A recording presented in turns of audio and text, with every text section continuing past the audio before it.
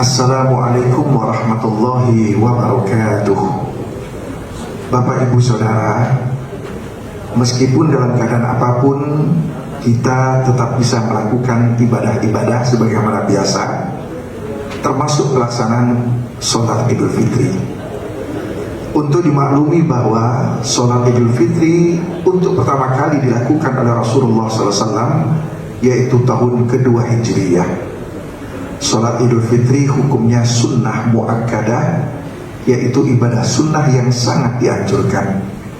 Bila kita laksanakan berpahala, tapi seandainya kita tidak melaksanakan tidak berdosa. Waktu pelaksanaan Idul Fitri yaitu tepat tanggal 1 Syawal, tepatnya sekitar 10-15 menit setelah matahari terbit sampai dengan menjelang sholat zuhur. Biasanya pelaksanaan sholat Idul Fitri dilakukan di masjid atau di lapangan, namun dalam kondisi tertentu diperbolehkan untuk melakukan sholat Idul Fitri di rumah. Sebagai contoh, seandainya kita terlambat mengikuti sholat di masjid atau di lapangan, kita boleh melakukan sholat di rumah. Apalagi dalam kondisi yang sama-sama kita maklumi sekarang ini, di mana sedang diberlakukan larangan, yaitu physical distancing. Kita diminta untuk menjaga jarak. Bapak Ibu Saudara, pelaksanaan sholat Idul Fitri tidak diawali dengan azan dan qomat.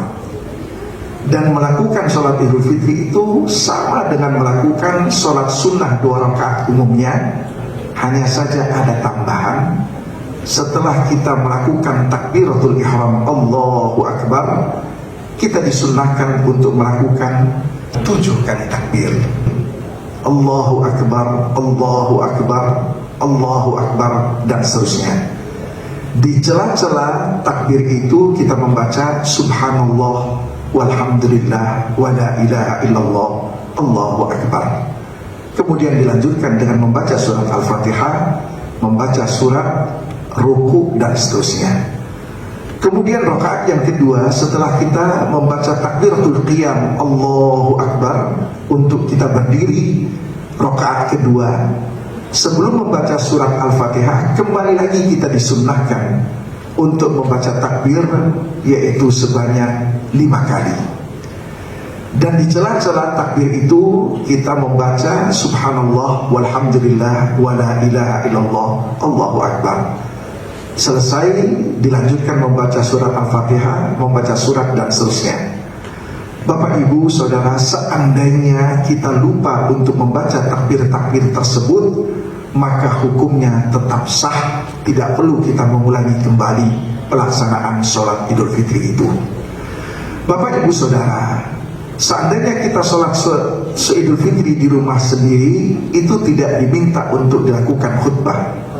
Tetapi kalau seandainya kita melakukan sholat Idul Fitri di rumah secara berjamaah, minimal 1 orang imam dengan 3 makmum, tetap disunnahkan untuk dilakukan khutbah Idul Fitri.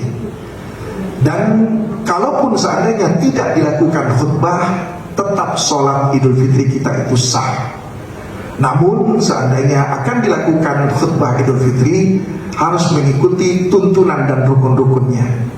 Yang pertama, bahwa khutbah Idul Fitri itu tidak dibuka dengan ucapan salam dan juga tidak ditutup dengan salam.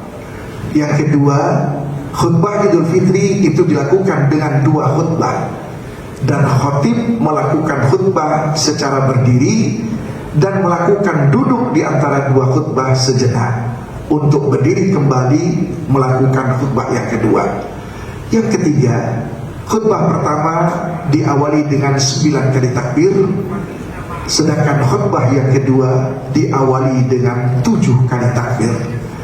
Adapun isi khutbah yang pertama dan yang kedua, kita awali dengan memuji Allah, alhamdulillah. Kemudian kita bersalawat kepada Nabi, assalatu wassalamu ala rasulillah. Kemudian yang ketiga, wasiat takwa, usikum wa nafsi bitaqwallah. Kemudian yang keempat, pada khutbah yang pertama kita mengutip ayat-ayat Al-Quran ataukah surat Al-Quran.